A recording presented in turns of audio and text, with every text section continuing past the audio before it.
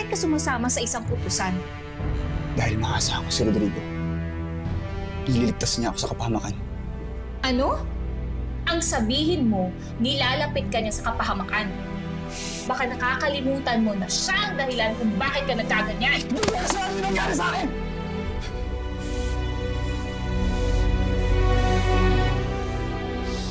Basta, ayokong lumalapit ka sa isang ampas lupang gaya niya.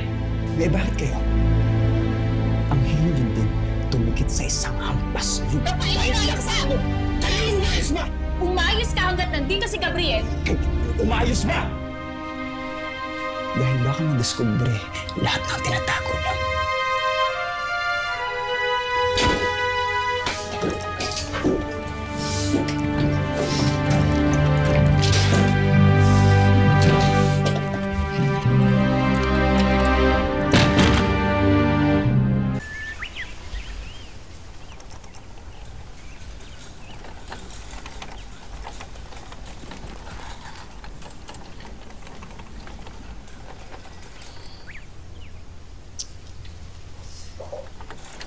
Ma, si Papa.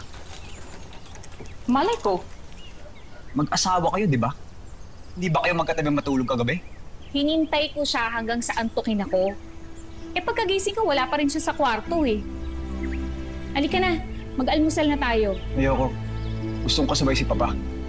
Hanapin ko muna siya. Sige, mauna na ako.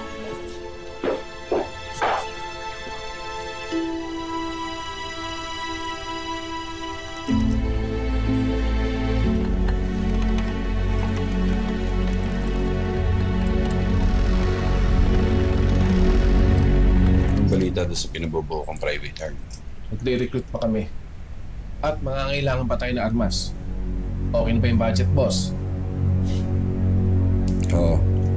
Nakausap ko na yung Amoros, Mike. Ayos na raw, sabi ni Mr. Kelly.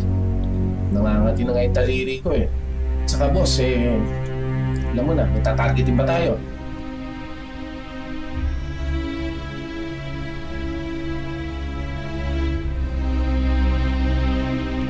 Meron. Si Gabriel. Montenegro. Nagbalik na siya. Kaya nagdedelikado ang katayuan natin dito. Kailangan tuluyan na siyang mawala.